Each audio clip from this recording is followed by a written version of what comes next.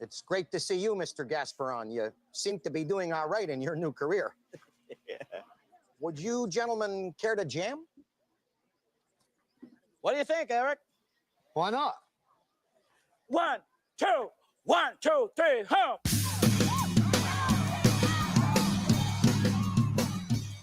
I said, hey, hey, hey, hey, yeah. I said, hey, hey, hey, yeah. I said, hey, hey, hey, yeah. I said, hey, I said, hey, yeah. Oh, come on, everybody, take a trip with me. Well, down the Mississippi, down in New Orleans. You got a honeysuckle blooming on a honeysuckle vine.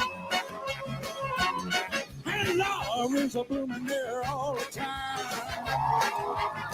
Well, every Southern belle is a Mississippi queen. Down the Mississippi, down to New Orleans. I said, hey, yeah. I said, hey, hey, hey, yeah. Come on, take a stroll down the Basin Street. Listen to the music with the Dixieland beat. Well, the magnolia blossoms fill the air. Well, you ain't been to heaven till you've been down there. They got plant spots hanging, a big oak tree. Get out of here, Jimmy's on ticket. Hey, hey, hey, yeah. Hey, hey, hey, yeah. I said, hey, hey, hey, yeah. I said, hey, hey, hey, yeah. Come on, everybody, take a trip with me. Woo. Down the Mississippi, down to New Orleans. Yeah, yeah. Well, where the honeysuckle hanging on a honeysuckle vine. Well, love is blooming there all the time. Oh. Every Southern belle is a Mississippi queen. Down the Mississippi, down to New Orleans.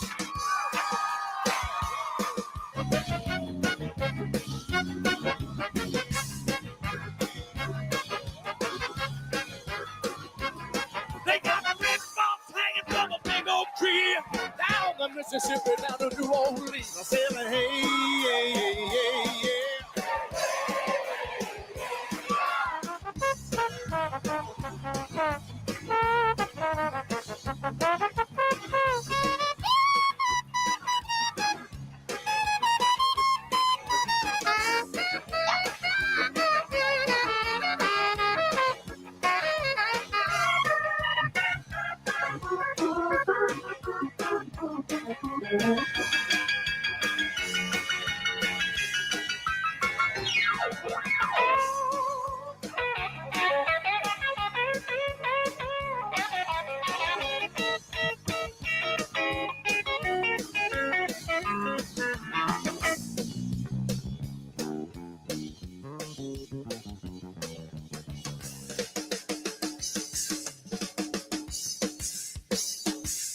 Every Southern belle is a Mississippi queen.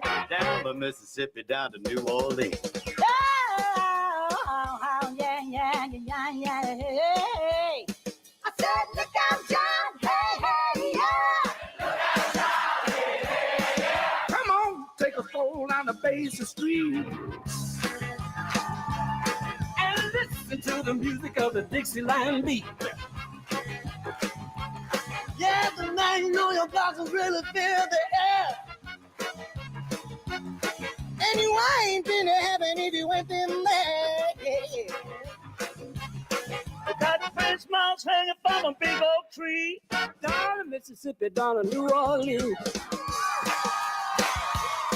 I said, hey, hey, yeah, yeah. I say, hey, hey, yeah, yeah. Come on, everybody, take a trip with me. Down to Mississippi, down to New Orleans, get there. They got a honeysuckle blooming on a honeysuckle vine. And love is a blooming there all the time. You know every Southern belle is a Mississippi queen. Down in Mississippi, down in New Orleans. Come on, take a stroll down the Basin Street. And listen to the music with the Dixieland beat. Well, the magnolia blossoms really fill the air. And you ain't be to have it if you ain't be there. I'm still wondering how they got all of these people to sing this song. That's crazy. Yeah, that's crazy. It's I mean, you know, it's insane that they got them all in there, and they sound good to boot. I was kind of, first time I ever heard it, I was kind of thinking, I was saying, wow, that's interesting.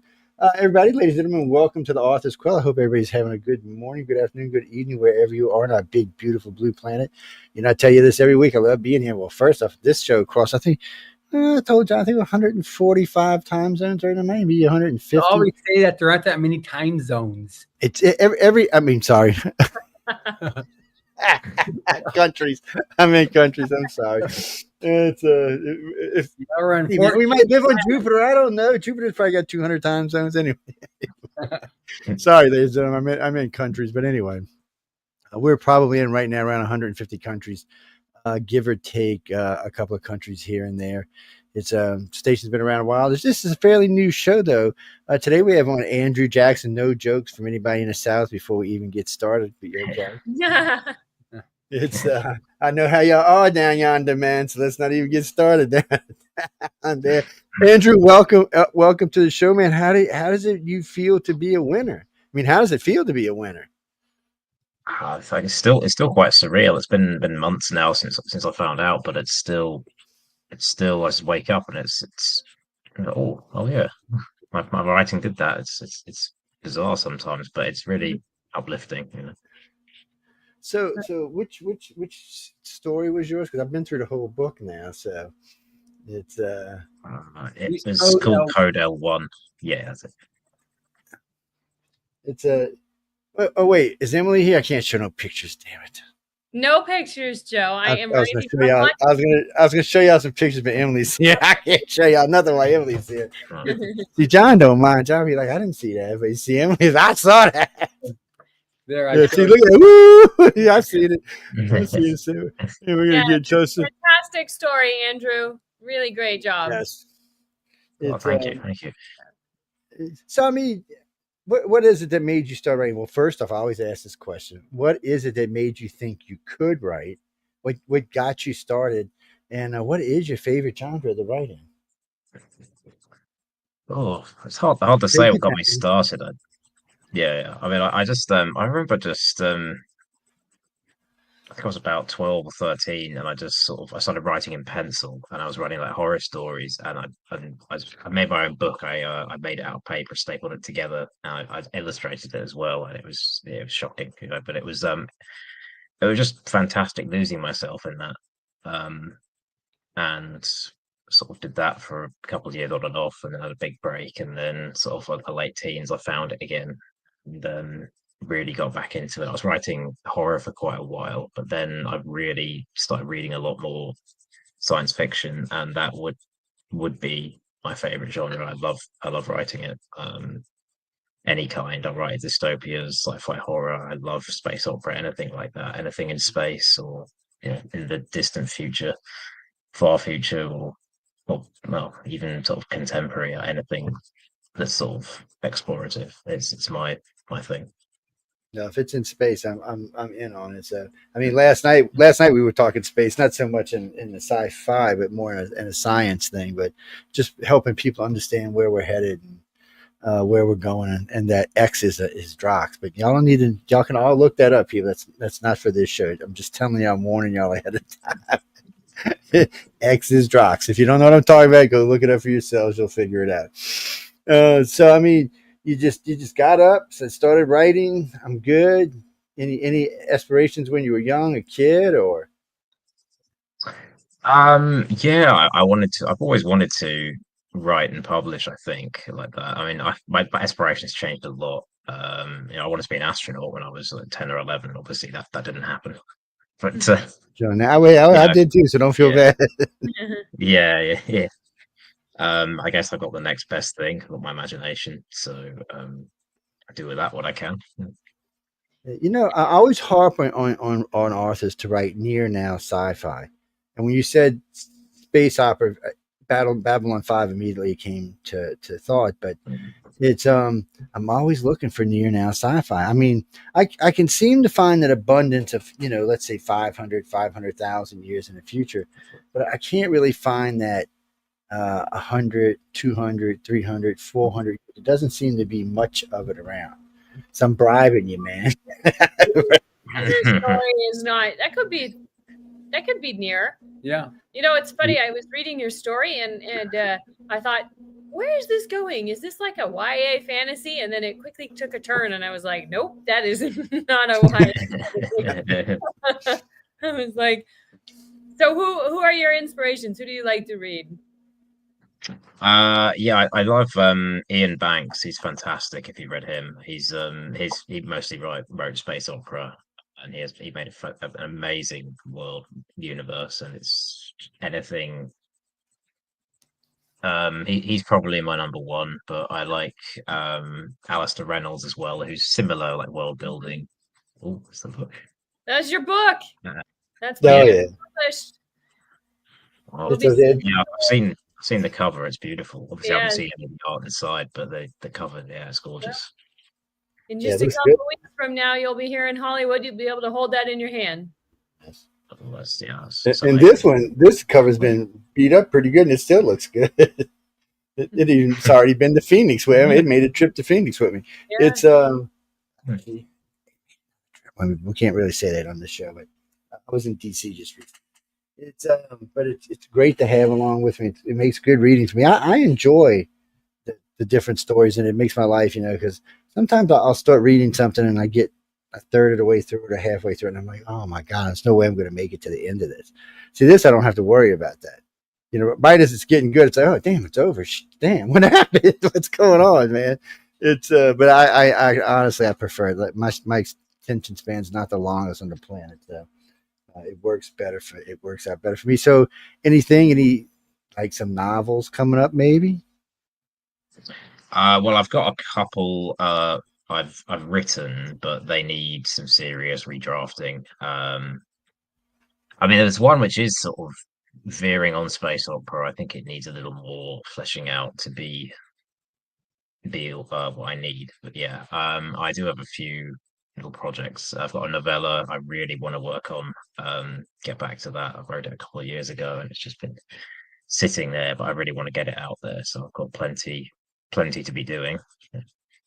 It's good. Keith, good. Stay busy. I mean, so were you writing during COVID vacation?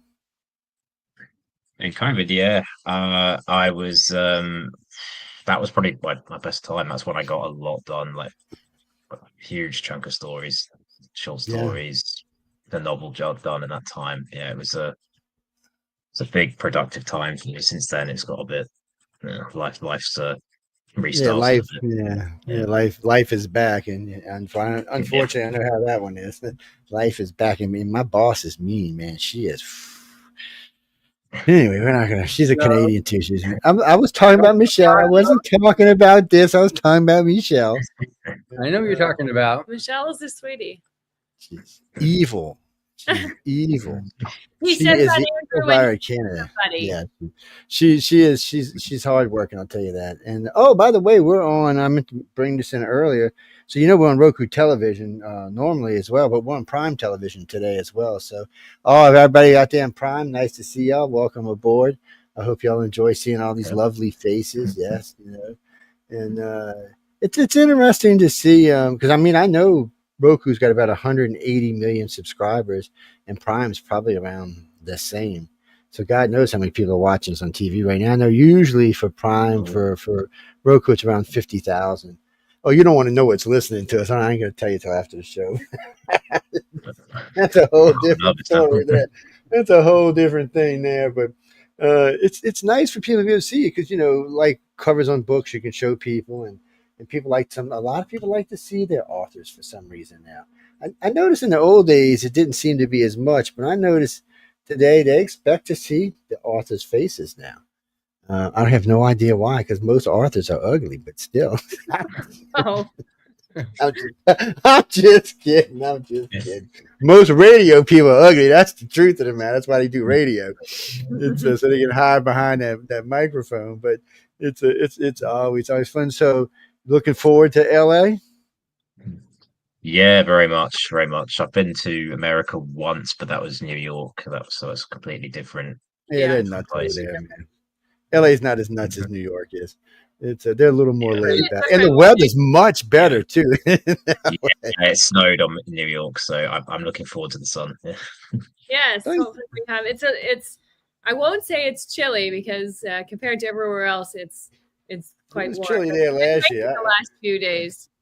I remember last year was kind of chilly. I was glad I had my jacket with me. I was like, damn, it was chilly enough to wear a jacket. Indoors this year. Yes, that sounds good to me. So do you know about the 24-hour story? I know we're getting short on time, but yeah, I've heard of it. It's that's a scary one. I think I've done that before. You will be just fine. It's set up very well. You're not just like tossed out to go do a story. It's all set up and all the prompts. Everything is prepared before you go to write your story. Joe's just trying to scare you off with how many people are on the radio show, how intense. No. Look, so in all fairness to the 24-hour story, I hear that a good chunk of those stories get sold off. So I think it's a good thing. I don't think it's a bad thing. I just think makes for great pictures. Is all I think. Yeah, because nobody knows. Oh, look at that face. Oh, what are you thinking about there? And Iain's going to be hiding in his room now, thanks to you to write a story. Just don't worry. You'll have to look after the first day. You won't pay any attention to any cameras. I guarantee you. By the third day, you won't even hear him clicking anymore. It just becomes kind of a thing. Just people just walking around taking pictures of everybody. She's the worst, man. She's always taking pictures. Not just you. I was just kidding. There's people out there that are taking pictures all the time. What is that, Denise? Yeah, the UK is flying in from the UK to come hang out with everybody in LA. Ought to have a good time. It's a lot of fun. You're going to learn a lot of things. The judges are great. You have any particular judge you want to meet? Oh, I'm trying to think. I would like to meet Jodie specifically because she was the one who sent me all the edits to the story and we worked on it together. So I'd really like to have a discussion with her about it. Yeah. She's great. She's really great with the authors. And Orson Scott Card will be here. Don't you feel read it work? He's always fun to talk to. Tim Powers. Yeah, I've really enjoyed them in the workshop. Yeah, they've had some really great advice. Yeah. And if you like the space opera, the hard sci-fi stuff, Larry Niven will be there. Oh yeah. Oh yeah. Yeah, he's a Ring World, the known space. Yeah, I've read that one. Universe. Yeah. Yeah, Larry loves talking about nerdy stuff. Yeah. And then Tim Powers, he's 3-time World Fantasy Award winner, and on Stranger Tides, that was made into the Pirates of the Caribbean. Oh yeah. And, let's see, we have Todd McCaffrey. Let's see, I'm gonna pull the book up, see who else is gonna be here. Kevin J. Anderson, all the Dune stuff, and he was the co-producer on the last recent Dune films. He'll be here. Gregory Benford will be at the event. He is getting up there in age. He won't be on stage necessarily, but people get a chance to meet him at the event. Nina Creaky Hoffman, she does an amazing workshop. She's really great. Nancy Kress, she'll be here. Catherine Kurtz, Todd McCaffrey, Rebecca Mesta, Larry Niven, you mentioned, Jodie Lenine, Tim Powers. Oh my God, I'm recognizing all these names. Shoot me. Robert J. Sawyer from the Canadian. Steve Sterling or SM Sterling. Anyway, they're going to be, there's a whole bunch of them that'll be here. So you'll have a lot. You'll be able to just pick all their brains for information and tidbits on, questions you have about writing, about how to make it in the industry, all that stuff. one thing that's a lot of fun too is it's been affectionately referred to as BarCon. Yeah. After the workshop's over. I call it LobbyCon. June and LobbyCon.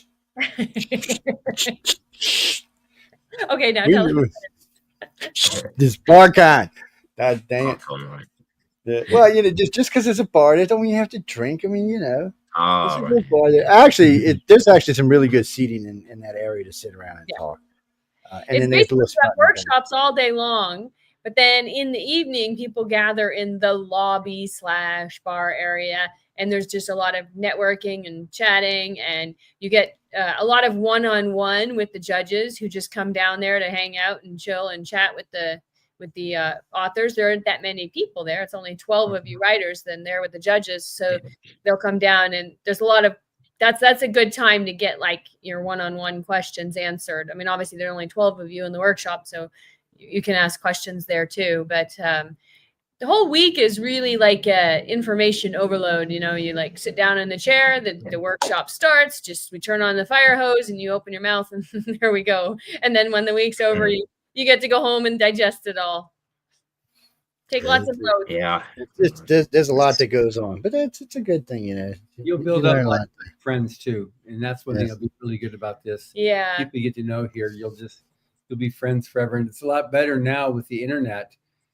Up until the advent of the internet, people were like either phones or pen pal, you know, and so it really came into its own after the internet came in, when people were able to exchange Discords and emailed us. But now Discord, everybody. Are you in the Discord? I'm not yet, but I think I've been speaking to Joel, who's in the winners group as well. He sent me a link, so I'm going to join them tonight and introduce myself. Yeah. Yes, I am from Mars. That's how you introduce yourself. I am from Mars. just throw them off right from the get-go. Just throw them off from the get-go. It's hey, well, I mean, you could have a lot of fun, and there's a lot that goes on. And don't ever feel scared to ask any of the judges anything, because that's really what they're there for. Yeah. And I say this to everybody who comes on the show: if for some reason you're a little nervous about asking somebody, you see me down there, because I'm usually milling around harassing judges, you can just ask me and I'll introduce you to them. So it's not even a big problem. I know them all well enough that I've validated them enough. They're like, what? All right. Bring them over, Jeff. Yeah. Probably a bit too They're really nice people. They really are. It's amazing to me how much they go out of their way to talk to y'all. It really is. It's I'd be like, leave me the hell alone. It's but they're really nice. They want to talk to y'all.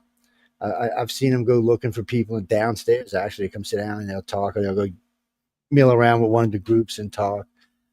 They want y'all to get the most out of this that you can. Hell, they want you to be famous. They're like me. They want to say, hey, I knew him. Or I knew her. I get it. Go ahead. I was just going to ask Andrew, what are you most looking forward to your trip to Los Angeles? I think it is that. I think it's just meeting a bunch of like peers and sci-fi authors, sci-fi fantasy authors who I can hopefully grow with and get to know, because I don't have a lot of people here like I know in person who write at all. So just being in that environment is going to be so stimulating, and working together and the workshops. I think that's really going to be it's going to change my life. I hope so. Yeah. Changed quite a few of their lives, I'll tell you that. So, I keep in touch with a lot of them. Yeah. Where is Leatherhead? It is nearish to London, so it's probably about 15 miles or so from London. Oh, okay. Yes, it's close enough. Yeah, Just down the street. I know. That's just the suburbs around here. Fit in Texas, can't it? We go meet for lunch there. Yeah. Yeah, exactly. It's but I mean, there's a lot to do there, and there's a lot of places to eat around there too, which is nice. There's a new place that opened up right across from Author Services. There's another place to eat. We're lucky, Andrew, because for the last 5 years we've been doing the workshops literally in the hotel. This year the workshops will be held inside the Author Services building, so you'll get to be. It's very nice. It's super nice there. Yeah. Yes. They just do that to try to keep everybody skinny. That's all. We're not going to go. Yeah. Save that for another show. I'll tell you this: every time I go down there, I lose 10 pounds, man. Andrew, what's your vocation? What do you do for paying electricity? Right. I'm in a supermarket right now, doing a bunch of stuff. So warehouse, shop floor, customer experience, stuff like that. It's not the most glamorous thing, but it does pay the bills. Great. Yeah. Don't worry about it, man. I remember when Jeff Bezos used to lick things and stick them on boxes. So we all know what he's worth today. Yeah. It's So your kind of- objective is to become a professional author and use that as your primary source of income, or? Yeah, that would be the main thing. Yeah, I mean, I think that's where my dream's always been, and what I've always been drawn towards. So I'm hoping, yeah, eventually, obviously, I've got to do what I can to pay the bills, the family, and everything in the meantime. But eventually, yeah, I'd love to be there. It's okay. Who are we missing? I'm sorry, I'm talking to myself, guys. Just ignore me. You said, Andrew, he does that frequently. Yes, just ignore me. Just ignore me. No, I was just making sure because I know we have 2 people. I just wanted to make sure I had sent both invites to both. Damn, my English is going right out the door. I think when I come this year, I'm gonna speak Spanish the whole time. We have a few other guests that we're bringing on, winners from your same year. So you're welcome. I see Gabby's in the queue. That'd be nice. Okay. Yeah, just hang out. Yeah, and you can pitch in. We don't mind. We don't stand that formal here. It depends what we're doing. Not today. Okay, nice to see that. Let me. Okay, let me come back to where I can see y'all. Okay, who am I waiting for? I was waiting for somebody else. Andrew, the temperature right now in the UK is what, 40s, 50s? I think so. We're quite low. We've had a cold spike again at the moment. The sun came out and then it vanished. That happens a lot in England, but yes. But you're February too, so that means so 0 is for us freezing. So you're like 20 degrees. It's well, I can't complain. It's 74 today. Hello, Gabby. Hello, Gabby. Hello. It's 74 where I live, so nah. It's gonna rain. How you doing? Yeah, I'm fine, thanks. But I'm actually here to translate for the art. Yes, I know. That's what I was waiting to see. Maybe let me make sure I sent the link right when I sent it out. Yeah. Okay. She's just waiting for it, but hopefully she will just. Yeah, I'm gonna send it again just to make sure I sent it right. Gabby, what time is it for you over there? It's 10:30 in the evening. Oh wow! How about for you, Andrew? About 9:30, so I'm an hour behind. Oh, okay. Yeah. So we've got UK and Hungary on here, right? Yes. Oh yeah. I'd have to check our audience in Hungary, but I know we got a huge audience in the UK. Oh, good. So, do you have Marianna in the waiting room? No, I just sent the link again. So just Okay. yeah, I sent it once, but I went ahead and sent it again just to make sure. Great. What is that? Okay, it's.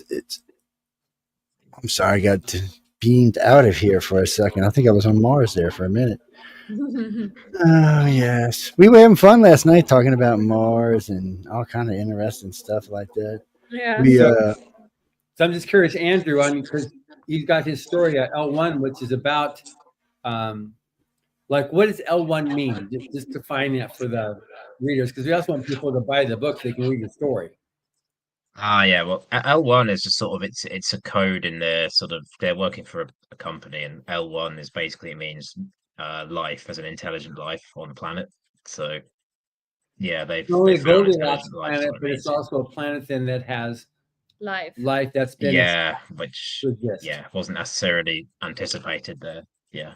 And it's quite an interesting take on a life form, that's for sure. Yeah. So how did you put together the science on this? That was I think I've read a lot of authors who've gone into the sort of boundaries beyond sort of energy conversion, so sort of matter to energy. So I was going for that, and then I sort of was working on the premise of, like, you know, sublimation in general, the sort of solid becoming a gas, and then I thought, well, you know, I was going for that, and then science of fast and light travel beyond me. We're not going to talk about that. It happened. So No, we talked about that all kind of last night. yeah. All right. It's a big topic on this network. Actually, we have a lot of science shows and a lot of other kind of weird shows on here. So it comes up a lot. Science Last night it comes up so much. Yes. Well, science is a good thing. Yeah, it's not always right, but it's still nice to have it out there, working away. But yeah, I mean, last night we were talking about wormhole technology versus gate technology versus folding space technology versus warp or faster than light technology. Ah, yes, it's a headache, is what it is, but it's fun. It's fun. It's good for sci-fi. I tell you what, last night's show. If you were a sci-fi writer, that was a good show to be listening to because there was lots of future science in there. Talking about colonization of the moon, colonization of Mars. Well, Armand Hubbard says that science fiction is the herald of possibility. We actually talked about L. Ron Hubbard and how he seemed to be 50 years ahead because a lot of his stuff fits into current events today. We actually even crossed that for a little while. Wow. Yeah, well, 3 hours gives us lots of time to talk about lots of stuff. And then you can't hear what the rest of the show was about the last hour. So sorry. That was like double R rated or something. It's well, not because there was anything nasty on it. It's just because of the language. Some people can't not curse. Really? Yes. Hey, I was behaving last night. See, when we have a guest on, I don't curse. I was well behaved. I still know how to behave, but the rest of them guys, not so much, man. Not so much. They have issues. I mean, they have issues some nights. But the show's really popular. The one that follows this one is extremely popular. It's around 4 million listeners, and it's how I forgot. I sent you the thing how many you had when you were on with us that night. It was like 4.6 or something, 4.8. Yeah. She was slapping people around online. I'm like, don't do that. They got to come back. it's what's that, Claret? No, use Rumble. I don't know. I see the Facebook is acting squirrely, so use Rumble. Yeah, we have 2 Rumble accounts and 2 YouTubes you can pop into. Roku and Prime, there's no way to chat from that. They don't give you a chat room on there now. You're just watching us on your big screen television. So Andrew, while we're waiting for Marianna to come on, have you heard about the art reveal yet?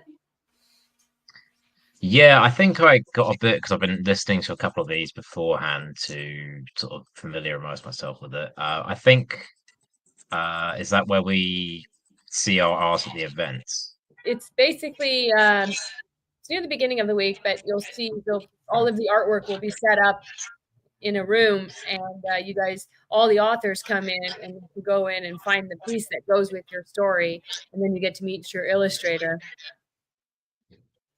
Oh, that's really special. Yeah. I mean, I thought because I thought I didn't know if we'd see the art beforehand, so I haven't obviously, and I was wondering about that, and now it's like, oh yeah, that's really cool. I'm like they moved it up this year. That was kind of cool. Yes. And that's why when these two are talking about showing the art in the book, and I'm saying, no, it's a surprise the event. Do not. Yes, because I didn't even know this book had, because I didn't know this book actually had the colored versions in it until the other day when I was reading through it. And don't ask me how I missed them. I just did. It's but now I've seen them in there. As a matter of fact, I was just looking at the one done for your story. I was just now looking at it. It's really good, but I can't even describe it because I'll get in trouble. Okay, people, it was an alien with 16 hands and 3,000 fingers, and I don't know. It kind of looks strange. Right. It sounds like an alien to me. No, you can pre-order it. Yeah, I've been saying this for weeks. You can pre-order. I think you can pre-order both, the audio book and the regular book. And John's told me like 500 times, but I'm pretty. Yes, you can pre-order the book. You can go to galaxypress.com or you can get it on Amazon. Yes, just weird feet. I know what that is. Hold on, it's because we're overseas. I'm blocking until she's talking. It's you can go over there and get the book, but I know they want you to buy it from Amazon, but I want y'all to buy it from Galaxy Press, so I know it came from here. We're trying to figure out what these shows are going to do, so we're trying to get y'all to go where I know it's at. No, you buy it wherever the hell you want. I mean, I want you to just go buy the book. We're going to drop the link into the chat. Oh, there we got it. Okay. Oh, there we are. Dun, dun, dun, dun, dun, dun, dun, dun, dun. Okay, Hello, now- Marianna. Hello, Marianna. Hi, hi, Hello. hi everyone. okay, why is it Welcome. not? Thank you. All right, why is it turning her audio I back have on? a translator, my friend Gabi. Yes. There we go. Now she can hear you. I mean, now she can see. Yeah, and I'm happy also to see her. She's live too. There we go. Now we got a good looking crowd up in here now. So, how do you like? How did you like winning? Na, hogy tetszett az, hogy milyen érzés volt nyerni? Hát super. This is super. Fantastic. Are you excited about coming to Los Angeles? Menni fogsz Los Angelesbe. Yes, absolutely. Yes. Gotta be strange.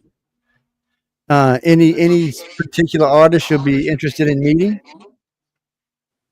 Vagy van-e bármilyen érdekes dolog, amit így megemlítenél most? Mivel kapcsolatban? A versennyel? You mean in connection with the competition? Yeah, that's what I mean. The judges that are going to be teaching the workshop. Mert hogy ugye lesz egy ilyen workshop, ő lesz ott a workshopon, amikor mész majd elébe. Hát nagyon kíváncsi vagyok, hogy mi lesz, mert hogy nem tudom, hogy mi lesz a program. I'm very curious because I don't really know what this program will be about, but I'm just so looking for it. Well, you're coming to Hollywood, and there's going to be for about 5 days. There's workshops with professional illustrators. Körülbelül, mikor megérkezel ugye Hollywoodba, akkor nagyjából 5 nap lesz, amilyen workshop, 5 nap, és ott ilyen más illusztrátorokkal leszel együtt. Yes. And then we have a big awards gala where you'll go on stage, get your trophy. És aztán lesz ugye egy ilyen nagy átadó, és akkor ugye ott is kimész a színpadra. Yeah. And there's going to be an art reveal where all of the illustrations for the book are going to be laid out. And then the writers come in and they have to find the piece that goes with their story. And then you get to meet your writer for the first time. They haven't seen your art yet. Jó, és hogy akkor, amikor ugye kijönnek ezek az illusztrációk, akkor neked kell majd, tehát ugye egymásra találtok az írók, meg az illusztrátorok, mert hogy most még így ezt nem ismeritek ugye egymást, és akkor fog az ugye igazán kiderülni, hogy ki illusztrálta ugye a művet. Oh, that's okay. Okay. Yeah, another one with good faces. I'm sorry. I was looking at pictures while I was apologize. I was actually looking at her artwork. I really think the faces. Anyway, I'll save that for when I meet y'all in Los Angeles. But the artwork looks fabulous in the book. I just don't want to describe it because I don't want to, get in trouble. Exactly. Before right? It will hurt you. I know. So anyway, but it is a very beautiful piece of artwork. Karina, no, you just go buy it. Yes. Yeah, you can go see it then. Do we drop the link? No. Yeah, you can put it when you're ready. I don't know how they do the picture. Drop the link in here too, so that you can then. I'm gonna go grab the link for the book. Okay. So when it comes to the artwork, John, did they have to go through the illustrator to buy the artwork? Is that how that works? Because someone just asked me about a piece of it, and I said, "Well, I don't really know how that works." To do. Hogy ugye ilyenkor általában nem tudják, hogy ez még hogy működik, úgyhogy most így erről fog picit beszélni. I mean, the artist maintains right to their work, so they can separately sell the stuff once we publish the book. Yeah, so that's that. So I was just trying to figure out because somebody asked me how did they get a piece of the art, and I said, "No, I think you have to go through." Order. Once the book has been released, they can go to the artist's website or wherever they have their material for sale, and they can buy it. Hát nyilván, amikor megjelenik a könyv, akkor ugye megjelenik egy ilyen link hozzá, vagy ahova föl tudnak menni az emberek, és meg tudják vásárolni. Yeah. Okay. Oh, what I wanted to ask her, what is her favorite medium to draw on? Or does she like painting? Does she like digital art? I'm just kind of curious what is it that she likes to do her illustrations in, is what I should say. Aha, hát akkor arról kellene egy picit, hogy szereted, hogy készülnek ezek az illusztrációk, tehát hogy szeretne kiállni, amikor ilyen feladata meg, tehát hogy egyáltalán hogy készülnek ezek. Hát én 9 különböző stílusban festek. Én több ezer órát töltöttem azzal, hogy képeket nézegettem, és figyeltem a különböző stílusokat. I paint in 9 different styles, and I spent, I would say, thousands of hours just seeing paintings and to know more about the style and the paintings itself. But I paint in 9 different styles. Do you prefer like actual painting with canvas or digital? Hogy rögtön ugye ilyen vászonra szeretsz, vagy inkább így rajzolsz, tehát hogy készül? Különböző módokon. Én most már használom az internetet is szerkesztésre, tehát képszerkesztő programokat. Ezzel sokkal könnyebben tudom az alapokat megcsinálni, és akkor utána én már rá tudom ezt rajzolni, meg festeni vászonra, vagy akvarellre. I really like that piece, The Time Traveler. So I actually do it different ways sometimes. Recently, I'm just using image editing programs as well, and I just try to figure out what I really want, and if that's about what I imagine, then I also draw it, and then I start to make this piece. Okay. Én valamikor én fotózok is, és valamikor a saját fotómat festem meg.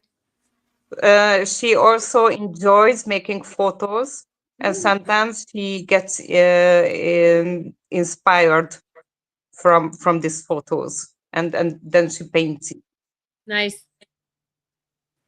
Thank you. Yeah. Oh, look, he has your art, the pieces that were submitted. I'm just showing now. That one looks. I can't show some of the other ones because it'll give stuff away. That looks good.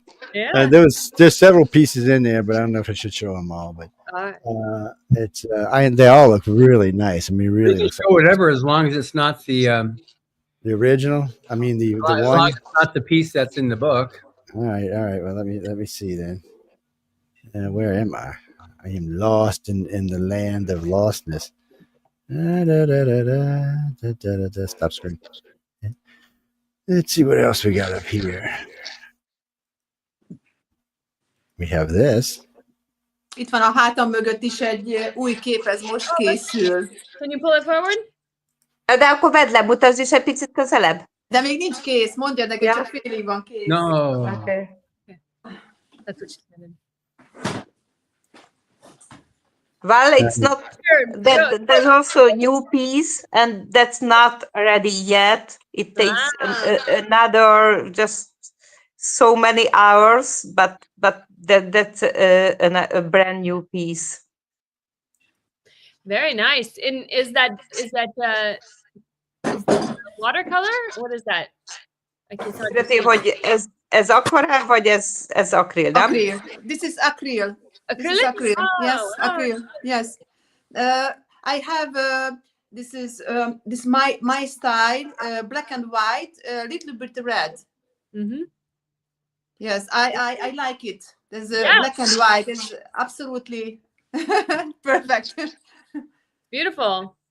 Where is Thank this you. one I just had? Yeah, there was a couple of them in there. Yeah. This is cubism. Yes. Nice. It's yes, very, very, very, very interesting. And then Artist. And where are you in Hungary? Where do you live? Hol élsz Magyarországon? I live in Hungary, Budapest. Budapest. Okay. Yes. Where's We have a somebody who works here that you'll meet. His name is Adorian, and he's from Budapest. Van nekik egy kollégájuk, aki Budapestről származik. Oh. You know, we have a saying, even Hungary is a small country, but wherever you go in the world, you will meet Hungarians. Yes. Hungarians are everywhere. I don't know how, but yeah. Yes, look at that. That's very nice. This is a TikTok video. Yes, it's a picture. Very nice. For TikTok, huh? TikTok, yeah. It's sorry. I was attacked by a chihuahua. I apologize. Fiona? Yeah, she's like, pick me up, Dad. I'm like, nope. It's all right. We're good on all of that. Yeah, those are all great. And when if you got like a website, you should give out the website, stuff like that, so people can find you. If you're got art up for sale or something, let them know where they can get it at or find it. Mm-hmm. It's what is this? Sorry, I'm still messing with stuff while I'm talking to you. Marianna, do you have a website? I have a website. Yes, absolutely. What is it, so people can find you? Hogy akkor légy szíves, add meg ugye a website-odnak a címét, és akkor azt is ott majd így közé teszik. Én már ezt elküldtem egyébként többször. She already sent it, but I can also tell you that it's Manna Art Gallery. Yes. Manna Art Gallery. Be a chatbe. Yes, it's you can write MANNA Art Gallery. Just a minute. Yeah, I think you spell it right. 2 N's? Yeah, it's MANNA Art Gallery. Then it's Art Gallery. Yes. Yeah, double L. Good. Két L-lel van, két L és Y. And then it's gallery, like with double L's and Y at the end. Yes. Good. Okay, Manna Art Gallery. Great. Yes. Yes, because my short name is Manna. This is nickname. From Marianna. Marianna. This is long name. This is Manna, the short. Is that what people call you? Yes, it's how people call them. Okay. Yeah, absolutely. Good. That's good to know. All right. I'm sorry. I'm dropping in for the other guests while I'm talking with y'all. Okay. So, Marianna, we're going to have another guest coming on shortly, but you're welcome to stay and hang out if you want. And yeah. Yes, with all the strange people. Hamarosan még egy vendéget bekapcsolnak, de hogy maradjunk azért így mi is, ha gondoljuk, hogy abszolút maradhatunk, de bekapcsolnak még egy ember. Okay, thank you. And you got to keep an eye on this guy right here, man. He works too hard. We got to keep an eye on him all the time. Which one? You? Who, me? No, I'm lazy. John's the one that works hard. I'm trying to retire. Nobody's going for it, mind you, but I'm trying. It's I don't think retirement's going to work. I can't sit still this long. I've tried. It's been like 6 weeks now. I'm about to go run out screaming in the street somewhere. You're about to come to LA. Yeah, that'll help because I won't, get my brain off other stuff. And we got some good stuff coming up though, which we'll talk about later on. I'll catch up with y'all some stuff with NBC and Netflix. So that's going to be interesting. Now NBC is going to be syndicating a couple of shows off the network on NBC Radio. So that should be interesting. Since I've only been fighting with them for like 5 years to get it done. It's one of those things. What was I looking for? Ask her, does she like, do you like oil at all? Do you like to paint in oil at all? Oil-based painting at all? I shouldn't have said that wrong. Festesz olajjal? Nem, én 10 évig festettem akrillal, és most az elmúlt évben kezdtem el akvarellel festeni. Amiket a versenyre beküldtem, azok akvarellek voltak. Okay, I painted with acrylic for more than 10 years, and I recently, or for about a year ago, I started to paint with watercolor. Okay. And the last pieces I painted, it was with watercolor. Nice. Yeah. Great. Where I live, watercolor is big. I live out on the Gulf Coast in the deep South, and watercolor is big down here for some reason. Watercolor and oil. I'm not sure why. I'm not even going to try to pretend like I understand. It's just big down here for some reason or another. And maybe it's all the beautiful sunsets and sunrises we get, and no pollution that we have. All that may come into play. I do see we got Jordan down here. Jordan, I'm not even going to try to pronounce your last name. Carmen and I were talking about it, but I'm just not even going to go there. Hello, Jordan. Hi. So let me hear your last name said Smajstrla. correctly. Wait, say it again. Smajstrla. Smajstrla? Yes. Smajstrla. Hopefully I'll get that stuck in my head for the next interview we do. I looked at it and I said, wait a minute, Carmen. I said, did you do this on purpose? I said, you did not send me this name on purpose. It's a lot of fun. So author, illustrator? I know what you are. Illustrator. She's an illustrator. We wanted her to tell the audience. It's which means I got your artwork right here. Let me show you right quick. Another fantastic, Joe. This picture was really good. Yeah. It's behind that cover. Yes. Denise, no. Emily threatened to hurt me if I showed him pictures. No. And she's mean. Plus, I gave her a sword, so we're not taking any chances. Yeah, she illustrated a story called Kill Switch. Yes. And then we met earlier. We spent about an hour to 2 hours or whatever it was. Wait, never mind. I was going to say who was around. Never mind. I was going to ask you that, but a month or two ago, when she's getting ready to do some media in Georgia, because she goes to a famous art school along with another winner this year, and so this is exciting that we're going to have. Now, one question I would ask before I forget it. So, do you graduate before you come out for Writers of the Future in April? No, I will be graduating at the end of that quarter. Okay. Mm-hmm. So then you go back. So then you're going to be back in Atlanta. And the quarter's over with, what, in June? So I'll be back in Savannah. That third week is out of the quarter, which is 10 weeks in its entirety. So just 7, I believe, more weeks after I'll be graduating. Nice. Joe, could you handle that echo?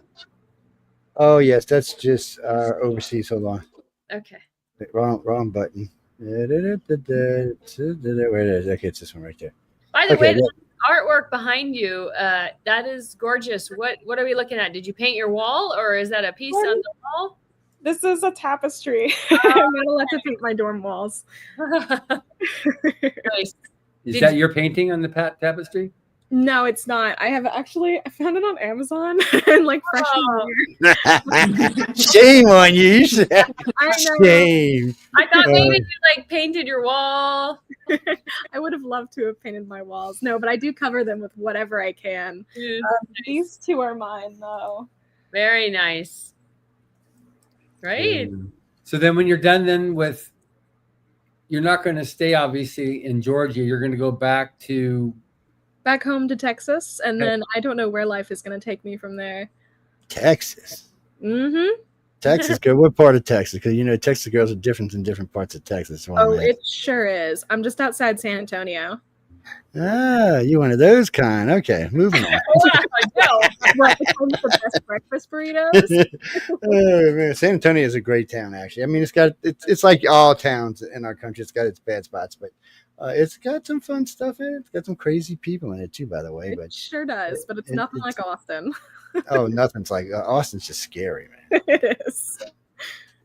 It's Bruce. Austin's scary for different kind of reasons. Just don't even go there. We'll save that. You know what you're going to ask me when we do the chat in a couple hours. You're going to ask me then. How's that? It's Well, no, Texas is weird. Texas is like different countries. Houston's one way. If you look at Houston and Dallas, it's like two different worlds. It sure And is. you're like, well, okay. And Houston, them Houston people can get snotty sometimes. So can them Dallas people.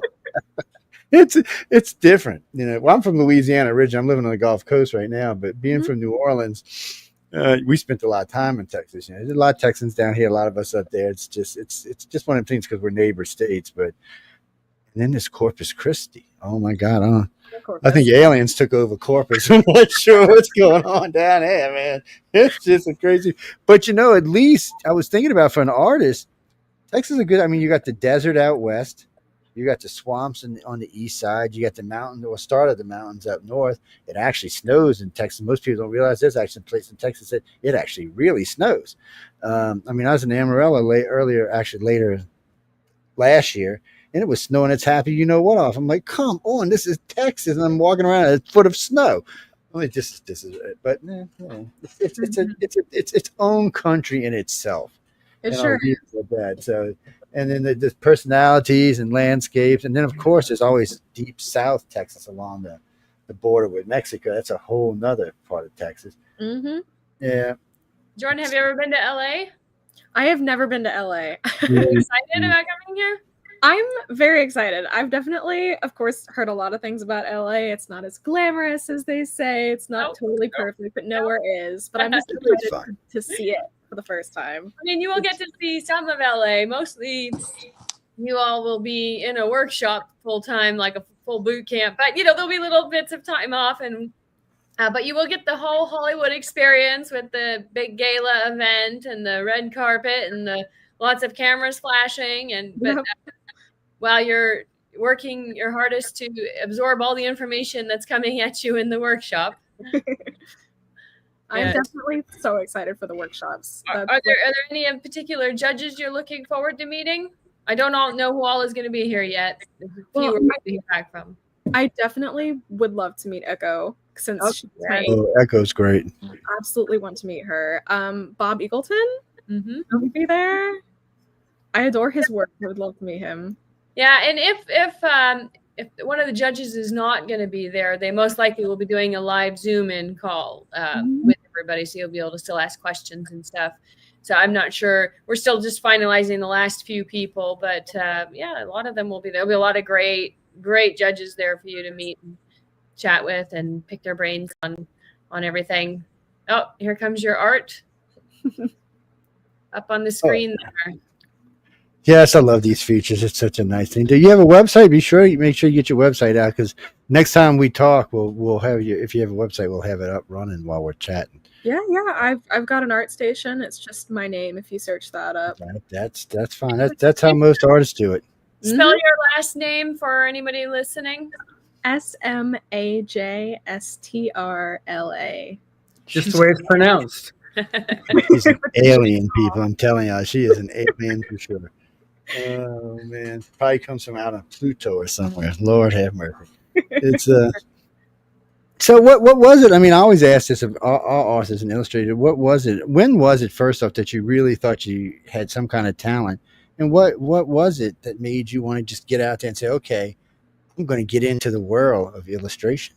I mean, that's a great question. It's not the most friendly world, so it certainly is not, and it's definitely getting more and more unfriendly as the market kind of shifts. But I've been creating my entire life. I've been creating. I do not remember a day where I haven't drawn, and I guess around middle school, high school, I really started to get into creating characters and worlds and just really creating my own stuff instead of doing a lot of like highly detailed and rendered, basically copies of images. And as soon as I started to create my own things that were inspired by fantasy, just general fiction that I'd been exposed to when I was younger, I started to realize that that was not what I wanted to do, but what I needed to do with my life. I, of course, have other things that I'm into. I love doing, sewing and knitting and all kinds of other creative outlets, but creating is definitely like the thing that I need to do with my life. So as soon as I got into high school and really started to create my own stuff there and joined a D&D group and met other creatives who were also in that same boat, that's when I really started to realize like, oh, I could go to college for this, and then I could continue on and do the art that inspired me when I was in middle school, high school. And I thought that would just be the absolute coolest way to continue my life.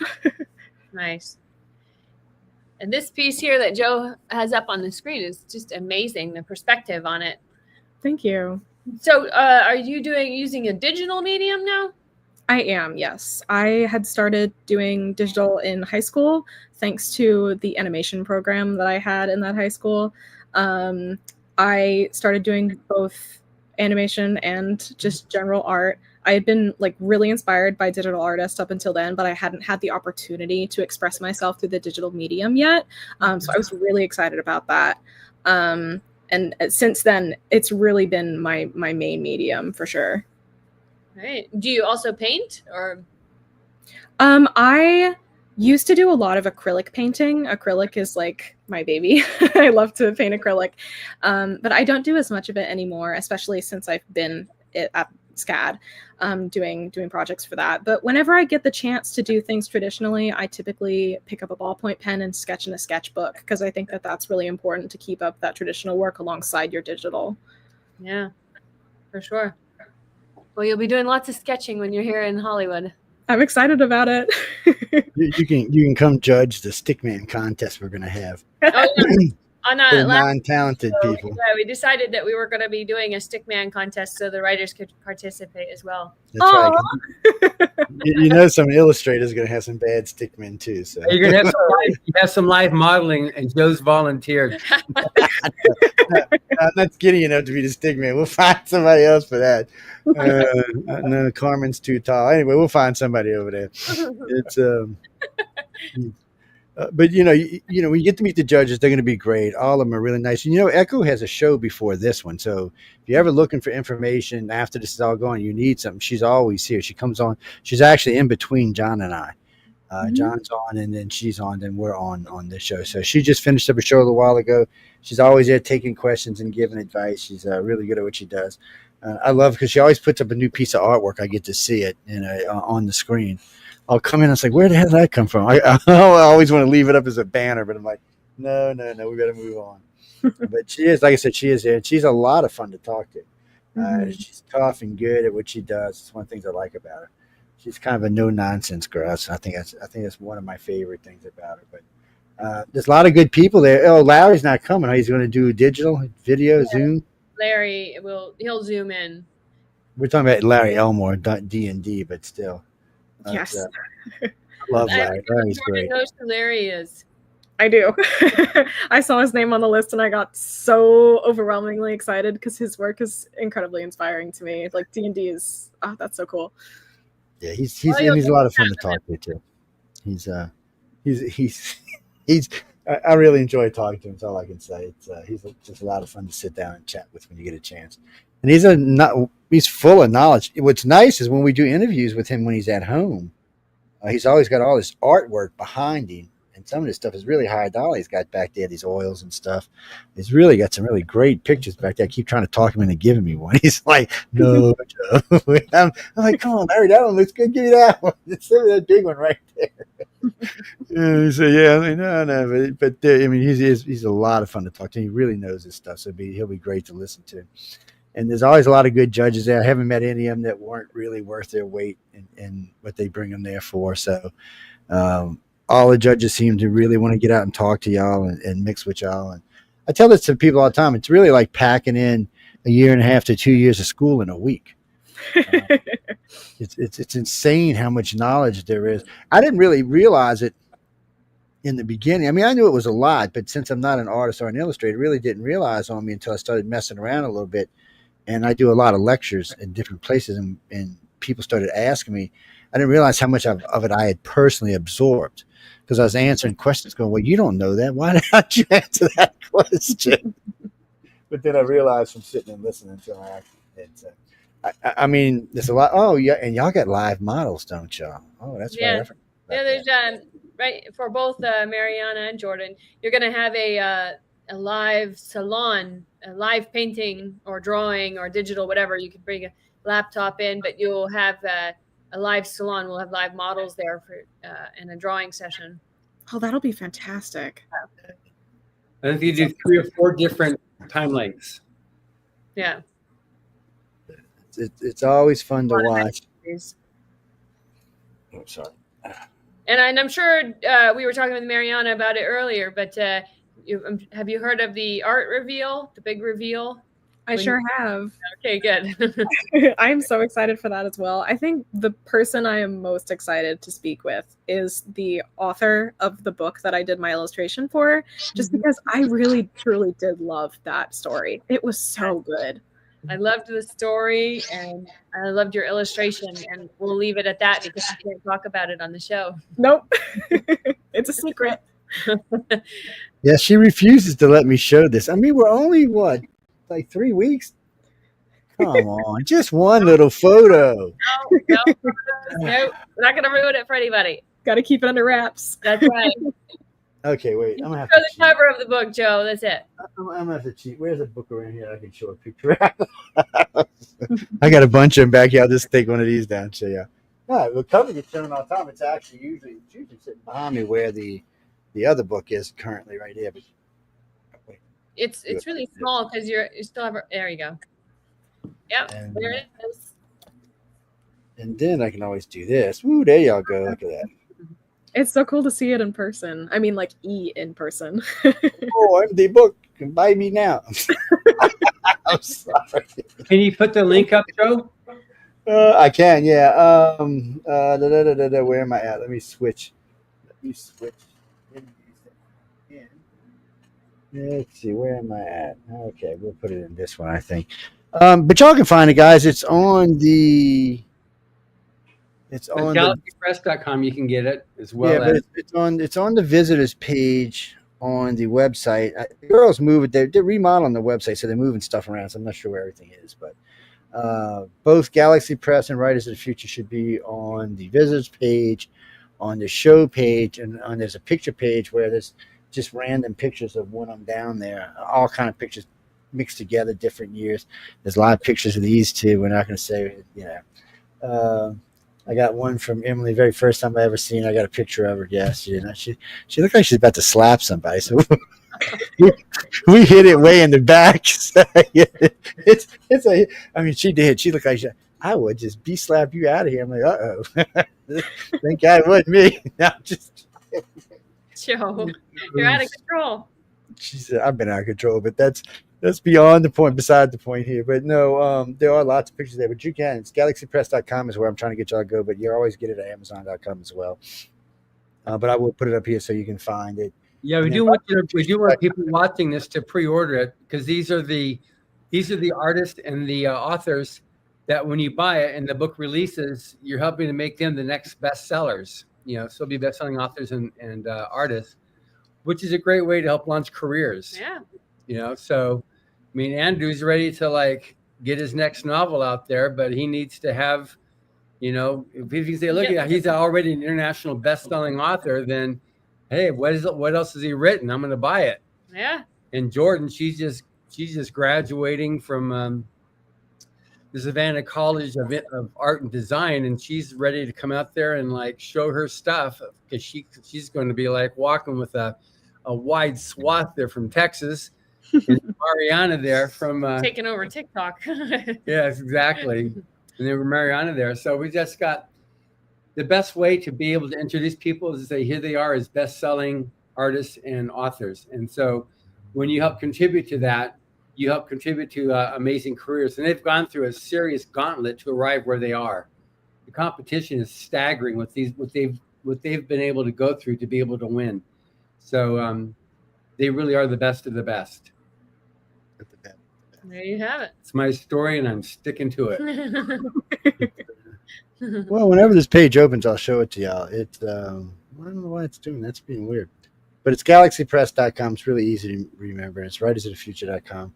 If you want to get involved in any of what you hear us talking about, or have an inkling to put your artwork in, or put your novel in, well, not your novel, but your book in, these short stories under 17,000 words, go over there, writersofthefuture.com, tells you everything you need to know.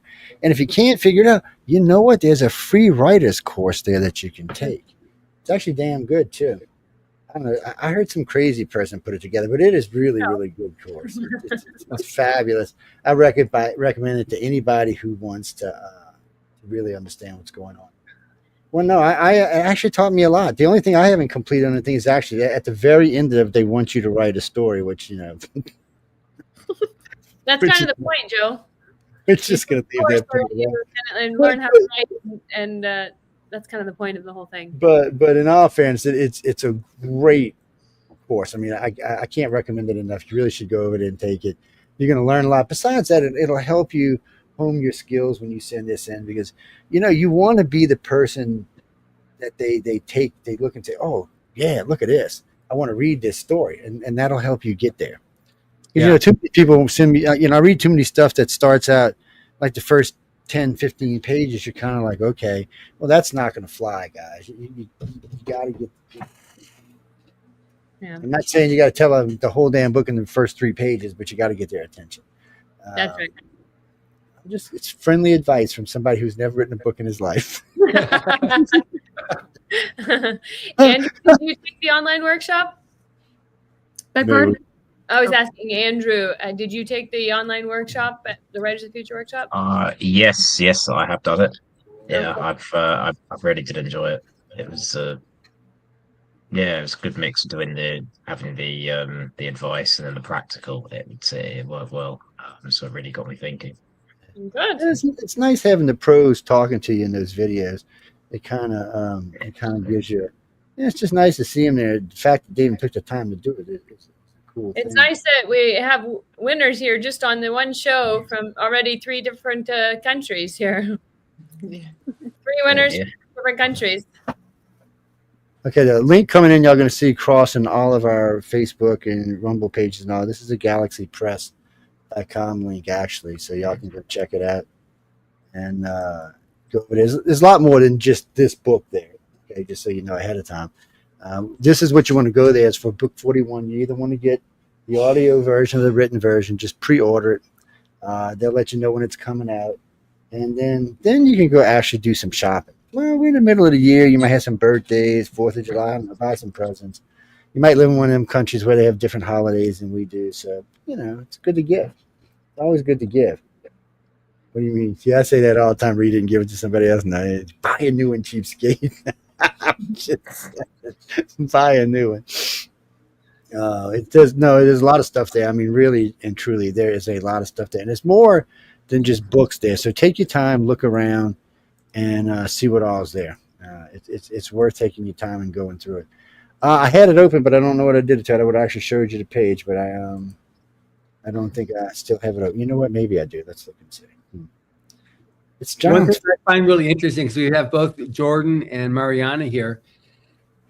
When I think in terms of ideas, I've got concepts which have words or built around words. But when I speak with artists, like both of you, Jordan and Marianna, and from having spoken with other artists in the past, you think in terms of imagery, you know. So I conceive a story, and I got the words that come out. You conceive a story, and you've got an image that appears in your head for both of you. How does that work? It doesn't work for me. They dream in pictures. I mean, for myself, I like, for instance, reading this story that I was given. As I was reading it, it just kind of showed up in my head as like a movie, like I was watching a movie, kind of like reading a script. And so at certain points of the story, and pretty much any story that I read, I will see very specific like shots or scenes. And it pops out at me as like something that deserves to be put on the page. So that was mainly what I looked for when I was doing my illustration for this. And also what intrigues me most about reading in general. It's just fascinating, because I wanted to ask you, because you're like, well, duh, this is what it is, you know. But for me, it's not such a a simple little like thing, because when I look at it and I go, I get the concept and the concepts come together and I see it different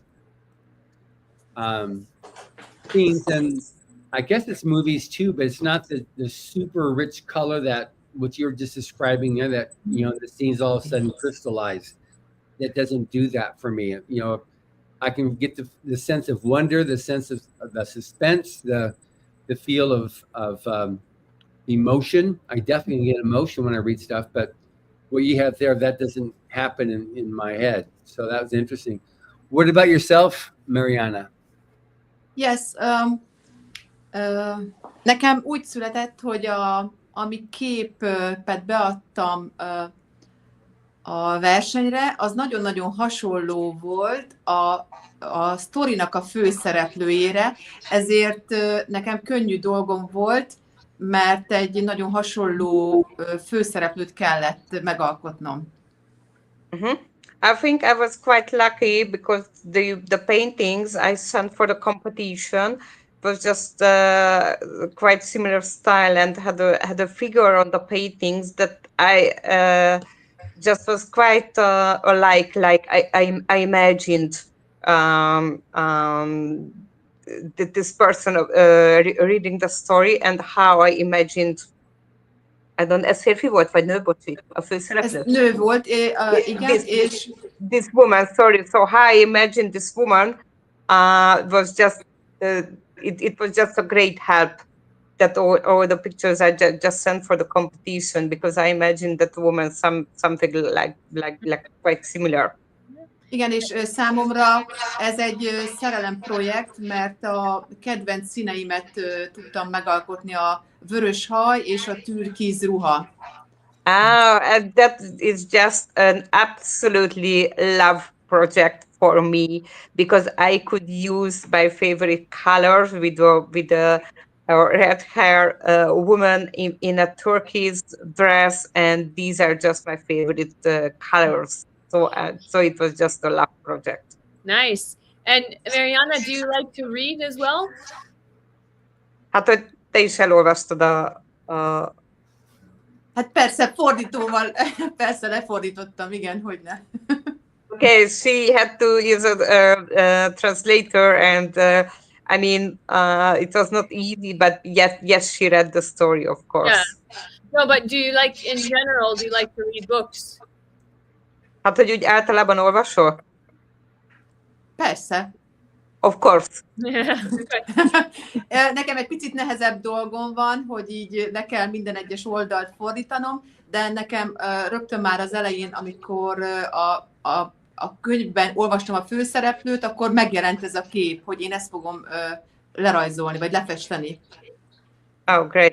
So, of course, it took me a longer time, but of course I had to read the story. But although it took me much time, but I had a clear concept of how I imagined that woman after reading the story. And as I read the story, it just became clearer and clearer how I imagined her. Yeah, very nice. Thank you. Yeah. Now, are you a reader as well, Jordan? As much as I can be. Scout is a full-time job, so I don't have a lot of time outside of working on projects and other art that I might want to do outside of projects. But I am slowly working my way through my first reading of the entire Lord of the Rings series, and I'm almost through the last book, so I'm almost there. But whenever I can, I definitely try to, and I definitely want to read so much more, because I used to read so much, and it was just such a creative wellspring. It's awesome. Yeah, I'd say thank God for audiobooks. I would get no reading if it wouldn't be for audiobooks. I just don't have the time to read anymore. So I need audiobooks are great for me. Throw them in the car, throw them in the thing. Go when I'm doing posting archives or something, I can put them on. It's just that's how I'm going to finish Mission Earth. Matter of fact, I got a bunch of archives to do this weekend, and I'll probably listen to the rest of it. It's and then I'm gonna have to go back and listen to the whole damn thing again because I forgot the first half. In all fairness, that's only taking me a year to get through this thing. It should have been like maybe 50 hours, but It's really a lot of fun to listen. And I remember most of it, but I'm going to listen to it again just for a good something to listen to. I've met these two guys right here. Tim Powers and Dave Scott. Dave Scott, sorry. Dave Scott. Dave Scott's a host of mine. Sorry, I just went somewhere else. It's my brain is not firing on all its synapses today. It was up too late last night. Actually, I was up to like 4 a.m. So. Oh my gosh. So, well, we host a news show on Friday night that goes till it doesn't even end until 1 a.m. So by the time we get through all of that, it's usually time to get on there. Ran overtime by 3 hours. Yeah. So but Tim is great. He's a lot of fun to talk to. Orson Scott Card also is great. He's a lot of fun to talk to. I've talked to both of them in depth now. Really in depth, and they're a lot of fun to chat with, and wealth of knowledge, both of them on many subjects other than just authors. They just have a wealth of knowledge that I like and enjoy. But so does what we were talking about D&D a little while ago. And so does Larry. Larry's got more stories than God. I'm telling you. God's gonna be going, man. I'm glad you're here. This is entertaining. The man is entertaining, and none of the story. And what gets me is these are all real stories, all true stories. Yeah. But Larry's amazing. When he started, he was so poor they're in Kentucky, in the backwoods of Kentucky. He was a single mom. Single mom? Oh, he had a single mom. Yeah. And so they would go and get the groceries, and they get the groceries back and bring it in a box. And he cut the box up, each little panel, and we had a wood pencil. He had a pencil, and he'd whittle it, and that's how he used to draw. And he'd draw on both sides of the paper on the box until it was full, and then time to go shopping again next week for their groceries. And that's what he used to hone his skills as an illustrator. He had no other money. All he had was his pencil and the cardboard panels on the side of boxes that he would cut up and use. That's what he would illustrate, do all of his drawing on. That's how he got started. It's amazing. It's very humble beginnings, but he is just such a brilliant artist. Yeah. And he was talking about how he was someplace and someone, oh yeah, that's an Elmore rock. He said, what? Yeah, your rocks all look the same. He said, no, they don't. Yeah, they do. You always have this. So then he's just spent however many dozens of hours just studying rocks. So you could draw a rock. One rock is different than the next rock. And then he went the whole thing and studied water, how water looks when it's on a waterfall versus in a stream versus a river versus the ocean. And he just studied it and studied it and studied it. So now he could do water each water is unique. It's not just this is water. Yeah. You know, he's amazing. Just what a professional he is. And you get to meet Tom Wood. He's definitely fun. He's amazing. He's a lot of fun. Selling poster artist in America. He's got a lot of skills and he's a lot of fun. Yeah. You know, and we talk about this all the time about how the artists or the illustrators, once they get older, become much more extroverted than the authors do. But it's the other way around when they're just getting started. Authors are much more outgoing than illustrators are when they're just getting started. Now it seems to be changing a little bit. I don't want to hate because this crowd actually seems to be very outgoing. The whole bunch. I know. I was gonna say that it's we have a pretty outgoing crowd here. Yeah, Jordan's amazing. I had my first okay, let's get. Now she's like, no problem. Trying to make a good first impression. You did indeed. We do it like that, so it makes it easier for me to keep track when I'm setting up interviews. But like for the first 5 years, when I was talking to illustrators, those interviews lasted 15 to 25 minutes. Shortest author interview I got's an hour and a half. Some of them actually, I'm not kidding you, some of them ran into 3 hours. It's because we get into questions. And so this year, when the illustrators are outgoing like April and Nancy and them were, I'll get a 2-hour interview out of them. But it's tough, and I can understand. You're there, you're nervous, and a bunch of crazy people talking to you, following you around, taking your pictures and stuff. So I can see where it might make some people nervous. But it's, I will tell you this, so you know ahead of time. All the press you're going to meet is friendly press. There's not going to be any hostile press. They're not allowed to be around. Right. I'm about as crazy as you're going to get to meet there. And the rest Right. of He's it, pretty high up on the scale, I must admit. But everybody else is much sweeter than I am. But it's still, I mean, they are. And if you see, if anybody gives you trouble, you just come tell me. I'll smack them for you. But but really, in all fairness, everybody is really nice. Everybody is really hard working. The crew from Author Services is a fabulous bunch. The whole bunch of them are Writers of Future, Author Service. Everybody over there is working really, really hard. They go out of their way to make sure y'all are taken care of. The judges are all fantastic. They really want to talk to y'all, which is still on my top thing on my list because it always amazes to me. I always give people enough room to hang themselves. These people don't. They want to be there. Now I've known them for 6 years now. They really, really want to be there. And I've watched them go out of their way to talk to people. I've asked them, hey, I'm going to lunch. I want to tag along. I'm like, we're going to take all people lunch with you? He's like, yeah. You think you take a break? But no. It's really fun to watch these people go out of their way. And I haven't met all the judges are really good people. They really are. I haven't met any that I would consider to be egotistical or arrogant. I'm sure they can be, but I haven't personally dealt with any of that. So I haven't seen them talk down or treat any of the winners like that at all. Because I've been to a few of these where, the judges are pretty, I'm going to say this nicely. We just say nasty and leave it at that. Like you're wasting their time talking to them. You're not going to see none of that here. None of that's going to happen. All these people be really good. Do you have Barlow in the waiting room yet? Let me go down and see because we switched areas. No, not yet, but I did send them an invite. I'll give them another couple seconds. Yeah. Did it again. And is that Fiona on your lap? Oh, can you see her? I think I can see Fiona on your black shirt there. I see. Yeah. Oh, yeah. Both of them. This one's Lola, if you can see her, the black one. Lola and this Fiona. This is Princess Fiona.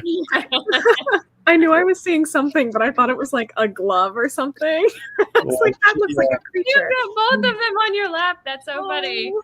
They think it's not they should be done and paying attention to them. They're like, there's just something wrong here. You were on last night, now you're on today. Do we get any kind of love here? They're human. They're human, and they think they are. Them, so that's they're very cute. They'd stay up here all day, then they'd go to sleep in my lap, and the only problem with that is they'd start snoring, and we'd have to mute the mic or something. I'm telling you, dogs can snore like a grown man. I've never heard that before. I was like, there's some chihuahuas.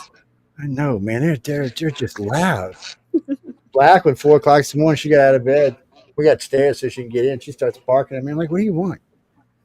Well, pick me up. I'm like, I ain't picking you up. You got the stairs. So I reach down and pick her up. What she does, she goes and gets the damn stairs. I'm like, yeah, you want to die, don't you? But I mean, we live in a rural area, so I got to watch, and we got hawks and alligators and eagles and stuff out here, and ospreys. They all look at my chihuahua. I was like, that could be dinner. Yes. Oh, I watched an alligator swimming up and down along the side of my dock. He was following them. They go this way, and he'd turn around and go back that way. And I'm thinking, jump out the water, I'm going to shoot you. Just stay in the bayou where you belong. And we're not supposed to have alligators here. We actually turn them in. They come clean them out when they see them. But still, they're there. Are you right there on the water, Joe? Huh? Are you right there on the water? If you, I'll have to take a picture. Since my back door is less than 20 feet from the water. Wow. If you count my boat launch, I'm less than 14 feet from my back door to the water, and most of that's height, not distance. Yeah, so on an average baby storm, I can get up to 2 feet of water in my yard.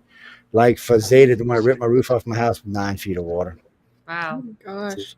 It gets and during Katrina, where I'm sitting right now, was completely underwater by at least 10 feet. Wow. Oh my gosh. And I'm sitting 16 feet off the ground right now. So, amazing. Let me see. I guess I have to send them another. Yeah, so we have another one of the authors supposed to be on today. It's there we go. I think I heard bloop. Yeah, there's Barlow. There we go. There we go. We'll drag him up here with the crew. How you doing there, man? Hey, Paolo. No. We mute the Hello. mic so I can actually hear. So are you in China right now?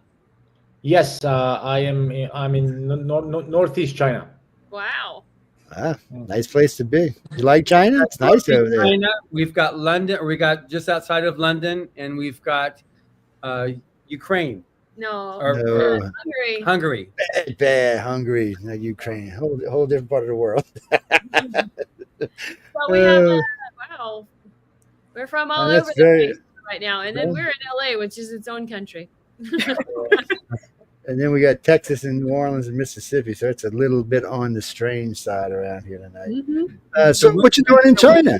What time is it for you? It's 6:41 a.m. on Sunday morning. I work as an English teacher at a private school. Oh, I was wondering because my brother-in-law teaches. He teaches Mandarin. Actually, is what he does. He was over there for a while. Now he teaches it here. He was over there teaching English, and he came back over here to teach Mandarin. He said he loved it there. He didn't want to leave. Yeah, I think there's a pretty big market for expats and foreign teachers, people from English-speaking countries, Australia, Ireland, UK, Canada. There's a pretty big market for English teachers. And where are you from originally? Chicago. Okay. Wow. And is that, do you go back and forth between Chicago and China, or? I haven't been for a year. I mean, I go maybe every 18 months to 2 years. I will visit. Wow. So you mainly live in China now? That is correct. Yes. Wow. Yes. I was almost over there. They offered me a 2-year tour over there on the lecture tour, actually. I almost went. It was good money, too. They offered good money to go over there and chit-chat for 2 years. But it's because I do political stuff. I said, no, maybe I shouldn't go. Maybe I should stay where it's safe for people like me. Even though we have a big audience in China, over 300,000 listeners on average, sometimes over 2 million. So we were allowed to stay when the person before Xi Jinping took Hong Kong back. We got a letter, actually a phone call from the People's Republic, and they said, look, if you don't talk about the leader, we will allow you to bring your radio network into mainstream, into main China. And I was like, you're kidding me, right? No, and they said they'd even help us. So when Xi Jinping took over, I got the same phone call, and then they said the same thing. Well, as long as you don't talk about Xi Jinping, you can stay here. They told me I could talk about China. Anything else I want to talk about, just not the ruler itself. And so I say it's a good deal. All over there, so I like it. But I don't know if I'm ready to spend time over there. I'd like to go, though. It's a beautiful country. There's a lot of nice, beautiful things to see over there.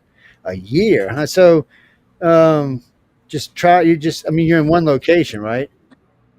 Yes, I've mostly been here since last March. It's actually just the other day. It was a year anniversary since I arrived. There's not a whole lot to do here, to be honest with you. It's a small town. I mean, in China, a small town is about 2 million.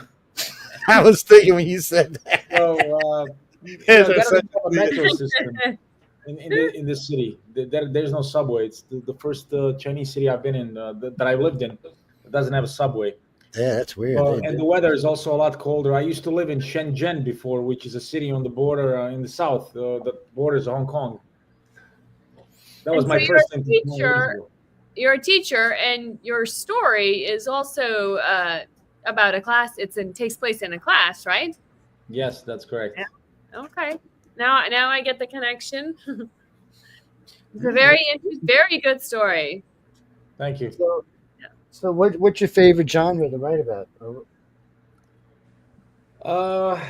For some reason, my creativity always leads me to speculative fiction, whether it's fantasy, horror, or sci-fi. I never really thought my desire was always to write literary fiction, but I seem to be better at this even without trying to. I noticed authors have a knack, just like the illustrators. Some things are easier for them to write about or look at or pop in their head for some reason. I don't know. and I know it's different because I talked to a lot of authors, and it's definitely different from author to author to author. Some of them just only want to write about one particular thing, and that's where they stay. And then other ones kind of branch out, maybe do a little fantasy, maybe do a little sci-fi, maybe do a little this, do that. And I don't know what drives it. It's different for each person, I would imagine. Oh, so man, you ain't gonna be able to do much sci-fi in China, man. They might come and get you over there. Just kidding. Well, yeah, it's a bit of a surveillance state. It's like, Orwell come to life, except now they actually have the technology to do all those things that he did in 1984. So yeah, for some reason, I'm not, again, like you said, don't talk about the party, don't talk about the leader, and you'll be okay. I mean, it's pretty safe here. There's no guns. There's no crime at all. There's no homelessness. I've never seen a homeless person in China. Well, you're going to be coming to Hollywood, and you will see some of that. I know. I mean, I spent most of my life in America. Chicago is swarmed with homeless people, and I imagine LA is especially because of the good weather that they have there. Yeah. Yeah. And are you looking forward to coming to LA for the workshop? I am definitely looking forward to it. If for nothing else, just to get away from here for how long I'm going to be there, like 8 or 9 days. Yeah. So yes, absolutely. I'm looking forward to see to meet all the people that are involved in the contest, and yeah, for sure. I'm looking forward to the workshops and to meet meeting the other writers and the illustrators as well. And who's your inspiration? Like, who's your favorite author?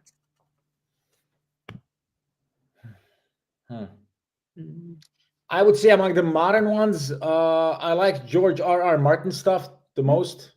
Mm-hmm. I've tried reading Brandon Sanderson too, but I think I prefer George Martin's style better. He's definitely more crass and more more dark. More rough around the edges. Brandon, definitely rough. Definitely, I think that kind of stuff just appeals to me more, I guess. Yeah. Good. All right. And any particular one of the judges you're most looking forward to meeting while you're here in LA? Yeah, I think one of the judges is why is the name escaping me? The guy who did Ender's Game. What's the spot card? Yes, that one. Yes. I'm okay. Sorry. Yeah, it's early here. That's why I just woke up. So it's all right. No, 6 a.m. Sorry about that. No, it's all right.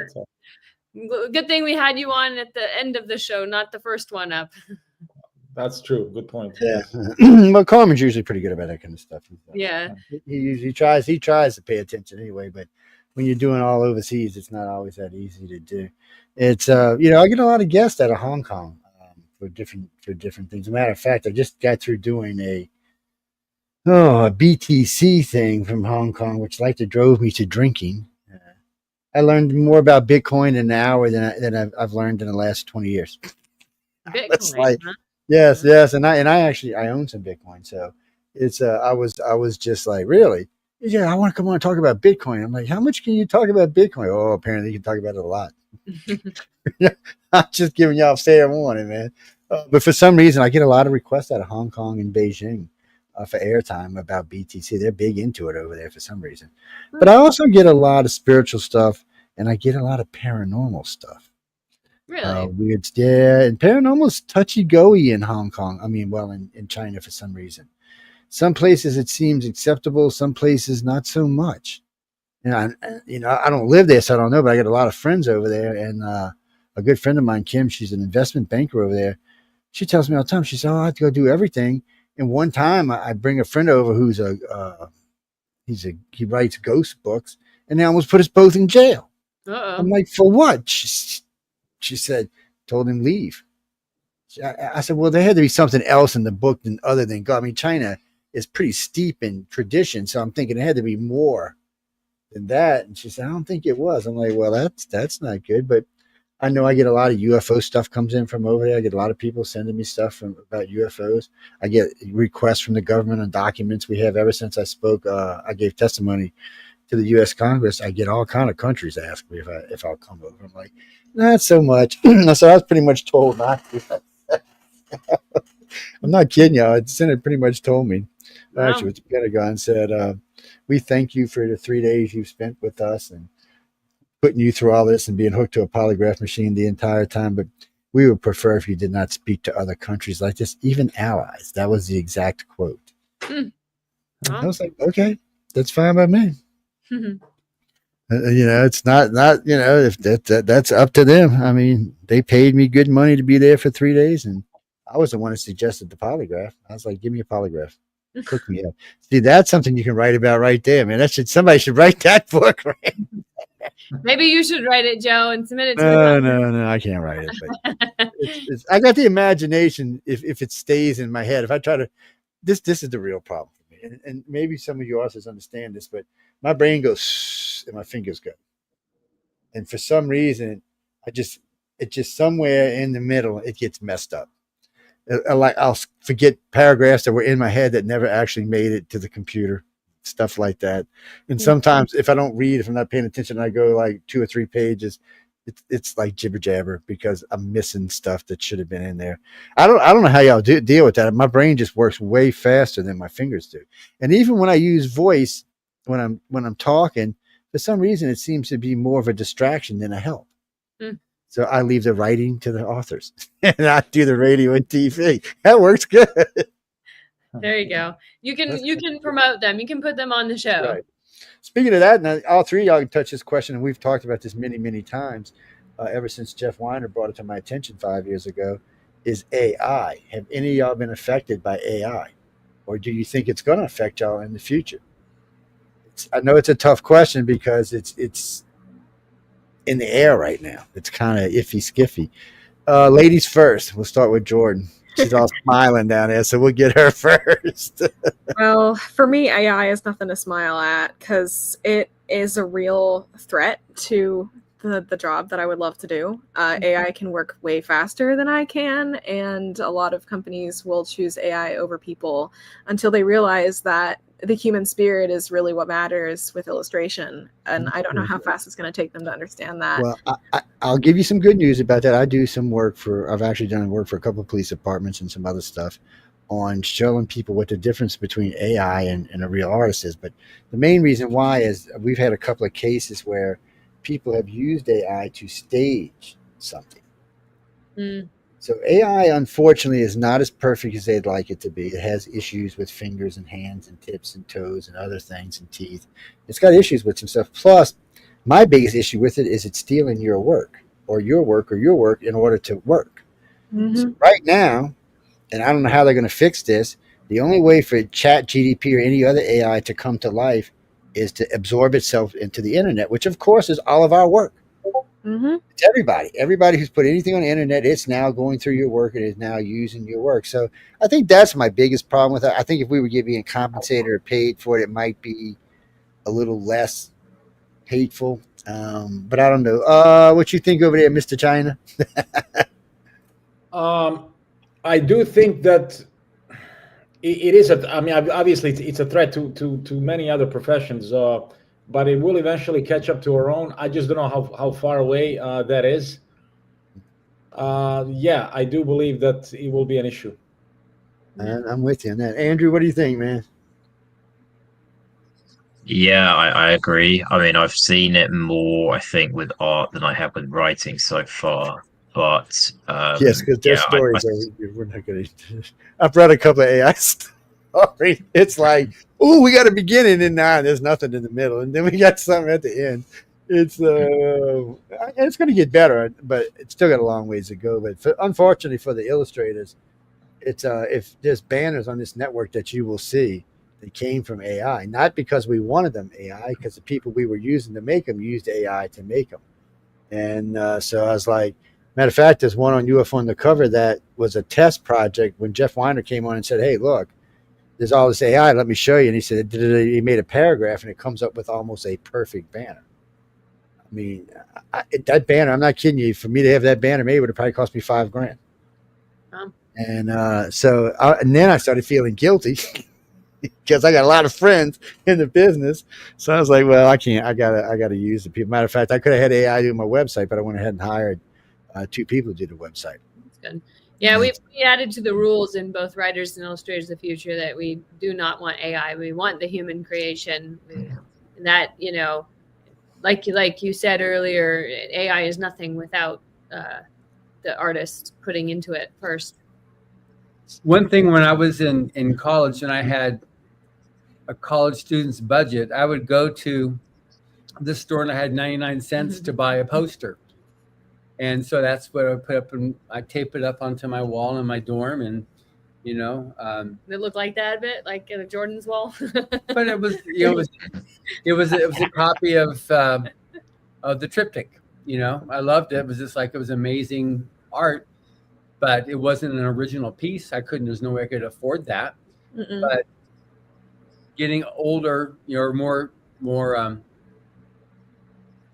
either having more appreciative of art or having more budget to deal with it. Either way, I'm just not interested in having that 99 cent poster anymore.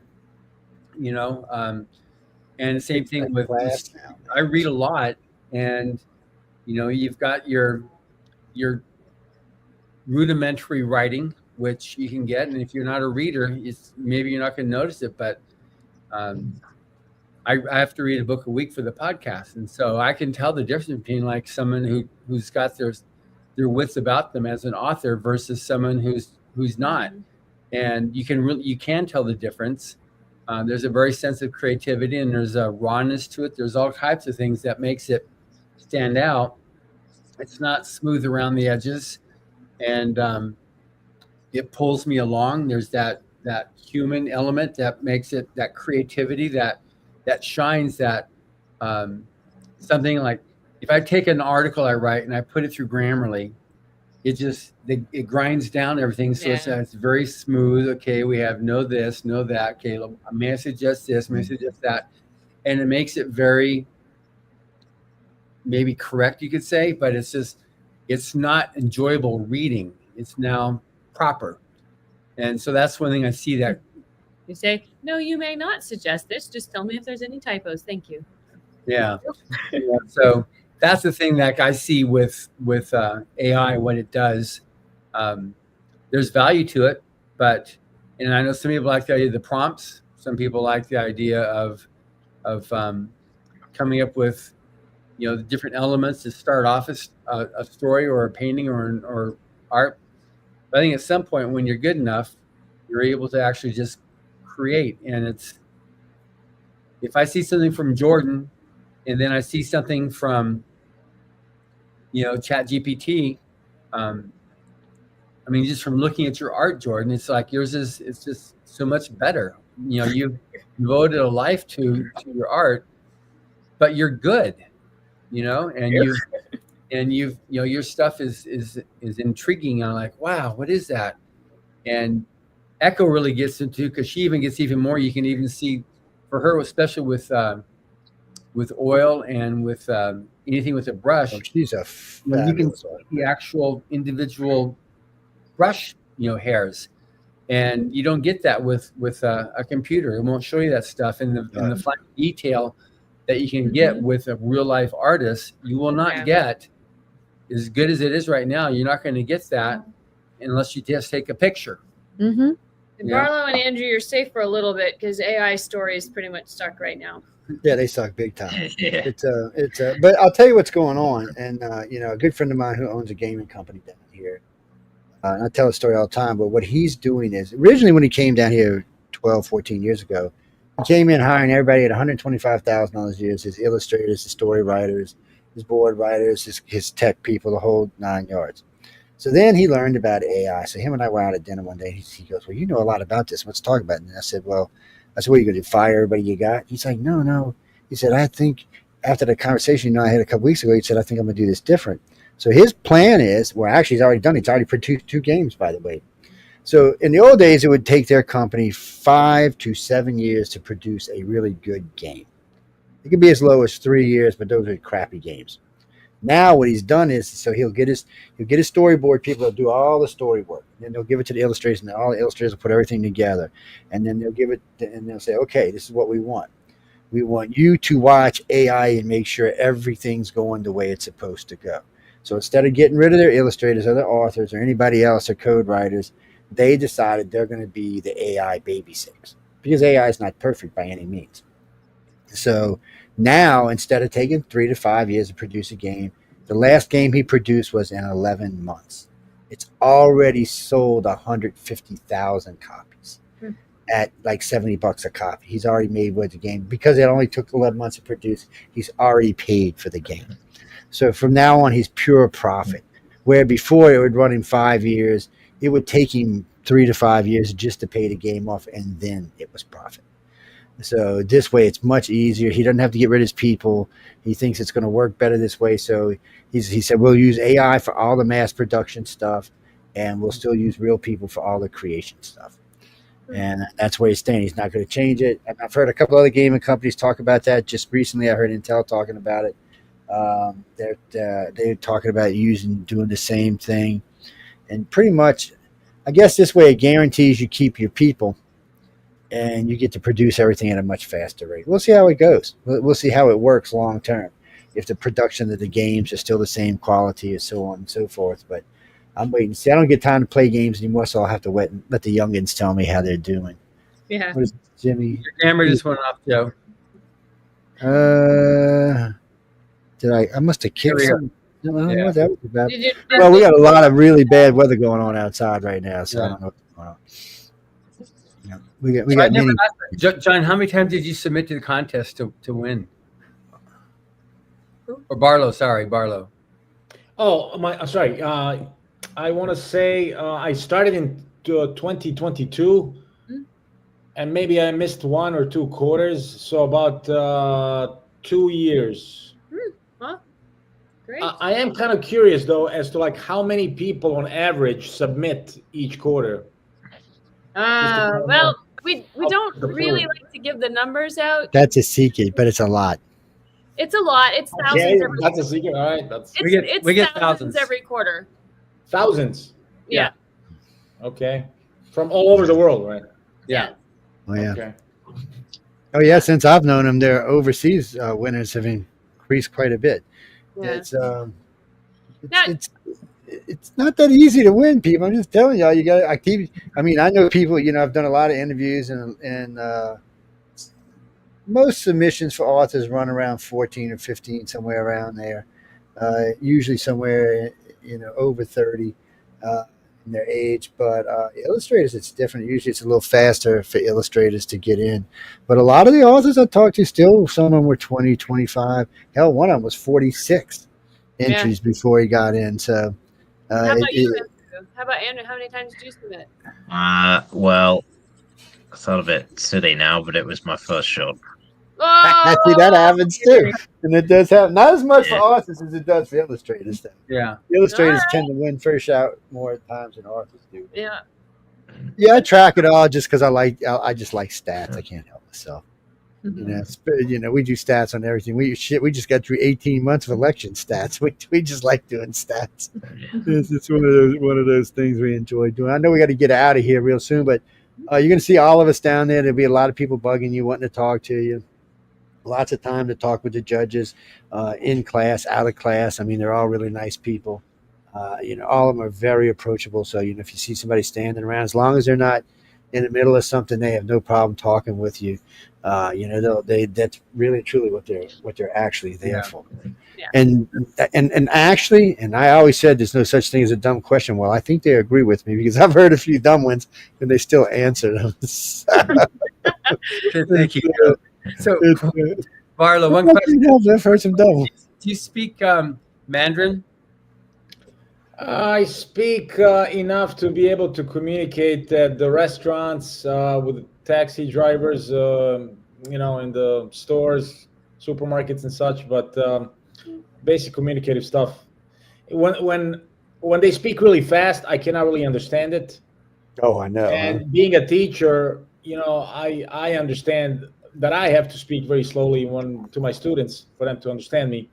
But I think the people who are not in the education business they don't understand that concept. They see a foreigner and I'll say, for example, something in Chinese and immediately they think that I'm fluent. Oh, yeah. So then they just go and then that's when I just tune out. I am surprised how many Chinese do speak English. I know quite a few of them that speak actually probably better English than I do. And, they take their education here seriously. They're perfectionists. So yeah. You grew up in Chicago, is that right? But you haven't. Yes, most of my life I've spent in Chicago. Most of my life. But you have an accent. Yeah. Yeah, well, I was born in Bosnia. It used to be Yugoslavia at the time. Yeah, before the Civil War broke up the country. Yeah, Wow. before the world went crazy again. It's maybe things will calm down here in the future. We'll see. I got 3 hours of that coming up after this show. On who can behave and who can't behave. So we get into a lot of that stuff, but you know, the world's a changing place. It's not as violent as it was 6,000 years ago or 3,000 years ago, but still, it's got a long ways to go before it straightens out. Yes. And we got a show coming up on uniting the planet. Boy, we ought to get a lot of nasty comments on this show. People, they always hate when you say, in order to be a real world, we're going to have to unify. And everybody's like, no, well, if you want to survive and get into deep space, I'm afraid, we're going to have to unify. If not, we'll just be like this for the next 100 million years, which I could think of better ways to live. Yeah. So sooner or later is going to do it. It's just a matter of who, how, and when. But, it's fun things. So that's why I always say, people, let's keep the paper books around in case it's World War III. We need something to read. Because, the digital is going to go, so we're going to need some paper books. No, Jack, I'm just kidding. I don't think there's anybody going to nuke anybody. I think the world wants to be peaceful. I don't think any world leader today wants to die by a fiery nuke or live in an underground thing for the rest of their life. I don't. Maybe back in the 50s, but not in the 2025. Well, on that light note, we are definitely looking forward to meeting you all in LA in just a couple weeks here.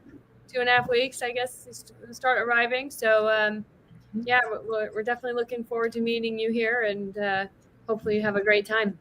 Yeah, Andrew and Harlow pre-order drivers. Yeah. Mm-hmm. Oh, there it is. Go pre-order. Don't forget. Yeah, there's the book. This one can levitate on its own. Ooh, look at that levitation. It's got levitation going on. It's a magical book, people. Get out there. Oh, you'll be able to have that in your hands soon. So you can also get one of these. Your screen froze, of course. Oh, there you go. The iPad. You can also get one of these, people. Yes, with all of L. Ron Hubbard's work on it. Yeah. All of it. Ooh, man. You can get one of them. Well, you're going to have to wait to get it with the new book on it. It's not out yet. So you'll have to wait. Maybe you can get them to give you a rain check or something. I don't know. But we really got to get out of here, guys and girls. I got another show coming up in a little bit. I want to thank everyone for tuning in to United Public Radio and the Authors Quill. If you're going to be in LA and you're coming out and you're a guest or you're a winner, it's going to be a great time. John and Emily put on a fabulous gig. There's a lot of other people involved, but really and truly, when it comes down to everything, that's the two that make it happen. Or let me repeat that. That's the ones that make everybody else make it happen. How's that? Does that make y'all feel better? On that note, thanks again, winners. Thanks again. I'll see y'all soon. Remember, when we're rolling around, if you're ready for an interview while we're in LA, just grab me by the arm. I'm doing interviews the whole time I'm there.